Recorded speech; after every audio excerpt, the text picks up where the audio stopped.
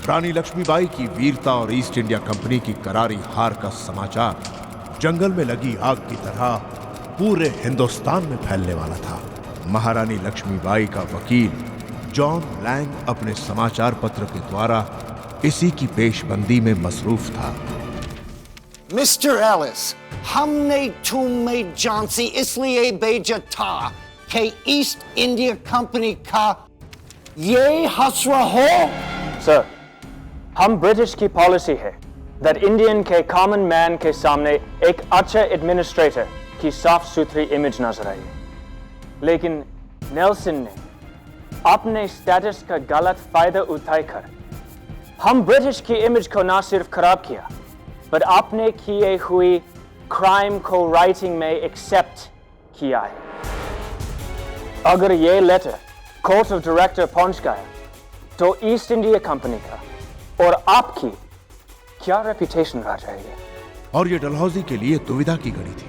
Alice उसे समझाता है कि लंदन में ईस्ट इंडिया कंपनी का चार्टर एक्ट रिन्यू होने वाला है और ऐसे समय में इंडिया से एक भी गलत मैसेज जाने का मतलब था कि ईस्ट इंडिया कंपनी का चार्टर एक्ट रद्द हो जाता। डलहौजी के पास चुप रहने के अलावा और कोई रास्ता नहीं था। लेकिन गंगाधर चुप कैसे बैठ सकता था और उस तूफान का सामना करने के लिए वो अपनी सेना की तैयारी में जुट गया।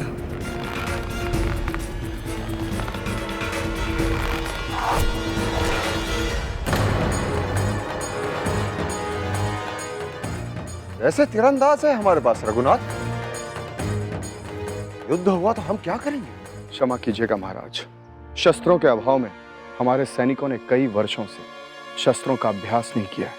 शस्त्र के अभाव? हाँ महाराज, हमारे पास शस्त्रों की कमी है। हमारे पास तीरंदाज तो हैं, लेकिन तीर नहीं है महाराज। शस्त्र से अधिक शस्त्र पर पकड़ बनाने वाला महत्वपूर्ण होता है रघुनाथ।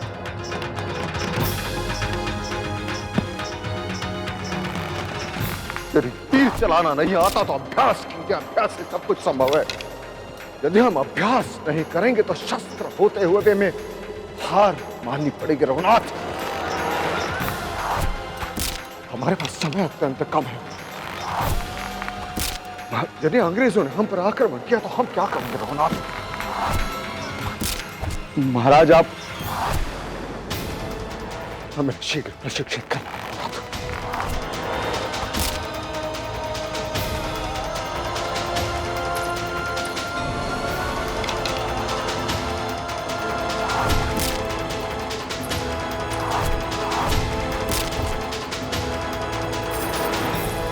महाराज, हम स्वयं इन्हें प्रशिक्षित करके, हमारे पास समय अत्यंत कम है। हम जानते हैं कि ईस्ट इंडिया कंपनी चुप नहीं बैठेगी और हम भी चुप नहीं बैठेंगे। रघुनाथ जी, आप सैनिकों को अभ्यास स्थल लेके जाइए। जो आ गया महारानी साहब। महाराज, आप बैठिए। हम जानते हैं महाराज, हम समझते हैं आपकी चिंता उचित है। हमें भी झांसी पर मंडरा रहे खतरे की आशंका है, परंतु हमारे सैनिक बहुत कम हैं। फिरंगियों का सामना करने के सक्षम नहीं है वो। हमें सबसे पहले अपने सैनिक बढ़ाने होंगे, अपनी सेना बढ़ानी होगी, नए शस्त्र लाने होंगे। कहां से आएंगे शस्त्र, कहां से आएंगे सैनिक? हमारे पास उसका भी उपाय है।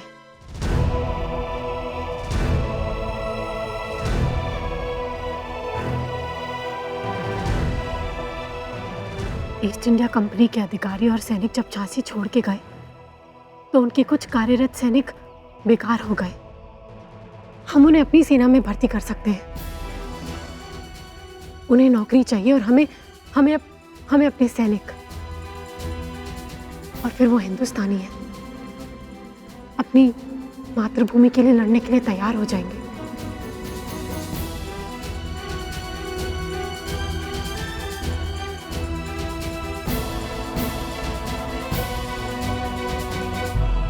अब समय आ गया है कि हम अपनी धरती माँ के लिए युद्ध करें। ये हमारी धरती है जिसे ये धूर्त फिरंगी बलपूर्वक हमसे छीनने का प्रयास कर रहे हैं। और दुख की बात तो ये है कि आप सब अपनी धरती माँ पर अत्याचार होते ना केवल देख रहे हैं, बल्कि बल्कि इसमें उनका साथ देने के लिए विवश भी है।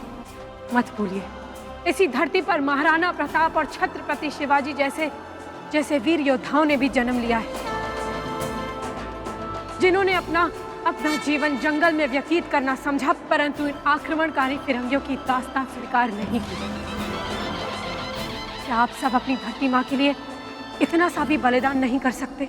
महारानी साहब, आप सच कह रही हैं, परंतु हम क्या करें? अब तो अंग्रेज भी नहीं है, तो हमारी तनख्वाह भी। बस, आप चिंता मत कीजिए। आप अपने झांसी राज्य के सैनिक बनिए। अपनी धरती माँ के लिए मर मिटने वाले शहीद कहलाते हैं, और इसके विरुद्ध जाने वाले गद्दार और देशद्रोही। अब आप ही बताइए, आप स्वयं को क्या कहलाना चाहते हैं? गद्दार, देशद्रोही या वीर सपूत?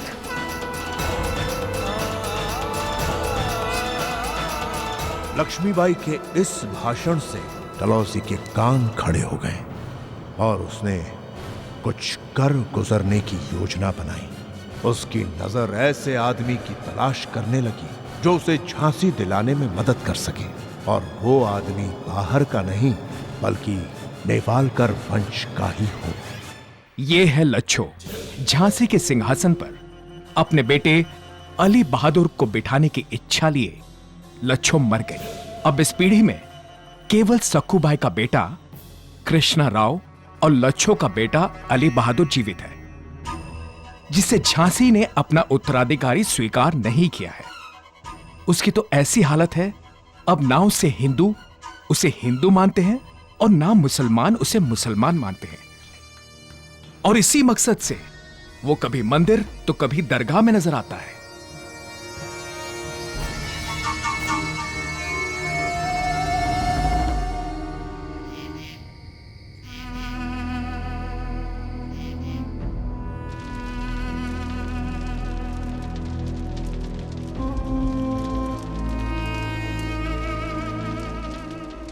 जीवित दफन कर दो उसे। नहीं, नहीं!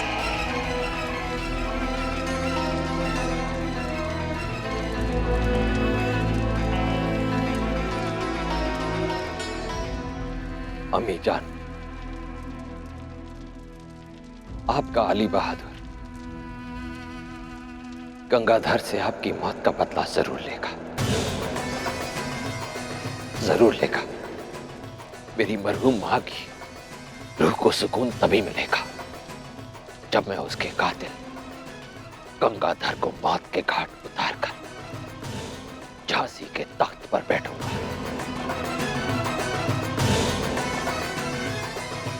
मेरे परवरदिगार, अपने इस बंदे पर रहम कर।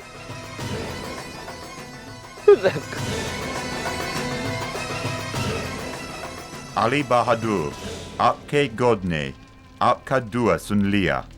देखिए तो आपसे मिलने कौन आया है।